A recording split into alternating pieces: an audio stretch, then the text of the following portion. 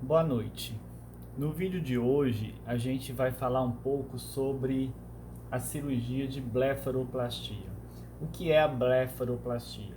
A blefaroplastia é a cirurgia que, resumidamente, a gente retira o excesso de pele e bolsas gordurosas da pálpebra superior e da pálpebra inferior. Obviamente que tem pacientes com indicações diferentes, pacientes com indicações de remover somente pálpebra, pele da pálpebra superior, outros somente a pálpebra inferior, outros as duas.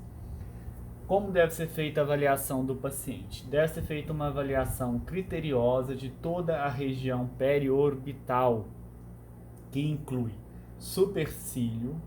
Essa posição do supercílio é super importante ser avaliada, porque muitas vezes o paciente tem a cauda da sobrancelha já pitosada, e essa pitose da cauda da sobrancelha, ela vai repousar sobre a pele palpebral e pesar essa pele sobre o globo ocular, dando a sensação de um dermatocalase, um excesso de pele da pálpebra, mas que na verdade está mais relacionado com a própria posição do supercílio. Nesses casos, muitas vezes está indicado a suspensão do supercílio. As técnicas de suspensão do supercílio serão discutidas em uma outra ocasião. Bom, nesse esquema aqui eu quis representar para salientar que a cirurgia ela inclui uma marcação. Essa marcação pontilhada ela deve ser feita de tal forma que essa cicatriz ela fique escondida no sulco da pálpebra superior. Aqui são demonstradas as duas bolsas gordurosas, a bolsa medial e a bolsa média ou central, que são removidas o excesso durante a cirurgia.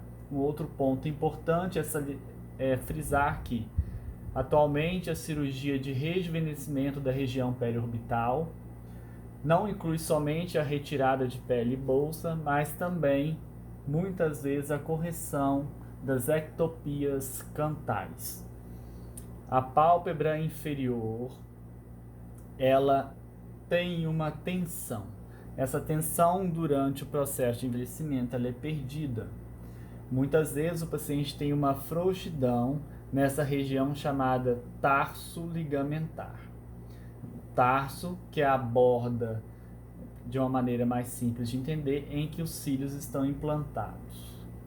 É um tecido fibroso, com uma tensão, e ele exerce uma função aqui de sustentação junto com os ligamentos desse tecido palpebral. Então, muitas vezes associamos uma cantopexia ou uma cantoplastia, assim chamados, para melhorar a tensão da pele da pálpebra inferior. Na pálpebra inferior, nós fazemos uma incisão. A gente, falando de cirurgia transcutânea, a gente incisa a pele e aí a gente vai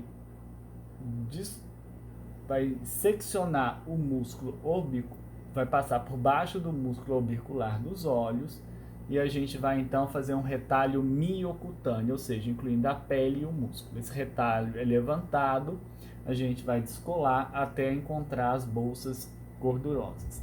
Aqui são três bolsas: a bolsa central, a bolsa medial e a bolsa lateral. Essas bolsas são retiradas o excesso, assim como na pálpebra superior. Uma outra forma que a gente pode fazer essa cirurgia é mobilizar essas bolsas quando o paciente tem o chamado tear trough, que é o sulco nasojugal muito mais profundo, marcado. A gente pode mobilizar essas bolsas para preencher parte desse sulco. Um outro detalhe importante é que a pálpebra inferior, muitas vezes ela pode ser abordada por uma outra via, chamada via transconjuntival, em que todo o acesso cirúrgico ele se dá por dentro, na altura da conjuntiva ocular. Então não tem esse retalho miocutâneo. A gente faz a incisão por dentro da conjuntiva, vai acessar as bolsas de gordura e aí nós as retiramos.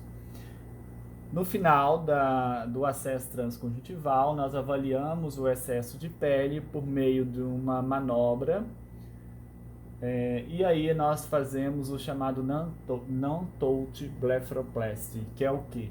A gente faz, então, um pinçamento desse excesso cutâneo, e nós vamos com uma tesourinha de pele e retiramos o excesso. É um excesso mínimo. É importante frisar que existe também muitos casos que o paciente chega com pitose palpebral, que aí o mecanismo pode estar associado ao enfraquecimento do músculo levantador da pálpebra superior. É super importante fazer essa avaliação. Muitas vezes uma pitose leve, às vezes passa despercebido aos olhos menos atentos. Essa pitose ela deve ser corrigida. É importante avaliar as dimensões tanto da fenda em sentido vertical quanto horizontal, a distância do reflexo luminoso entre as duas pupilas. Então é importante uma avaliação global, né? No perfil a gente vai avaliar se o paciente tem um vetor chamado positivo ou negativo.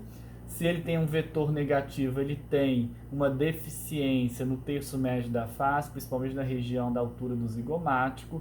Nesses casos também a gente tem que ter cuidado na ressecção excessiva de tecido da pálpebra inferior. Um vetor positivo, ele é mais favorável para a cirurgia de pálpebra inferior. Cuidados pós-operatórios. A cirurgia é uma cirurgia que, quando executada num paciente clinicamente bem estável, ela é em torno de 5 dias a retirada dos pontos. A gente retira os pontos em torno de 5 dias. Tem cirurgiões que retiram até mais precocemente, 3 dias, mas em média são 5 dias. Por que eu digo paciente clinicamente estável? Porque o paciente tem que ter uma pressão bem controlada, não pode ter doenças sistêmicas que predisponham a sangramento, como as coagulopatias, hipertensão bem controlada e não está em uso de anticoagulante. Porque existe um risco no pós-operatório de um sangramento, porque essa área é supervascularizada. Então, a orientação do paciente no pré-operatório, junto com o anestesista, para suspensão de anticoagulantes no tempo correto, controle restrito da pressão arterial, são fundamentais. No pós-operatório são recomendados compressas com soro fisiológico gelado, em média de 48 a 72 horas, períodos de maior edema. Vão apresentar, em alguns casos, mais equimoses e outros menos, mas a compressa já é bastante eficiente na redução do edema e da equimose. Às vezes alguns hematomas também.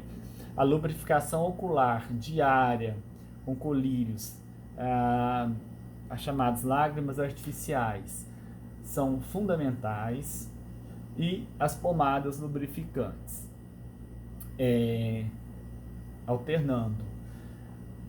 Outra coisa importante, evitar a exposição a calor, exposição solar acentuadas, usar proteção, tanto com chapéus quanto com óculos escuros ao sair do domicílio.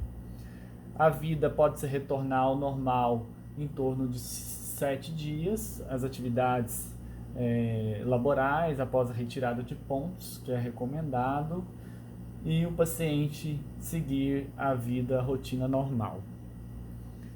É isso, agradeço pela atenção, a todos uma boa noite.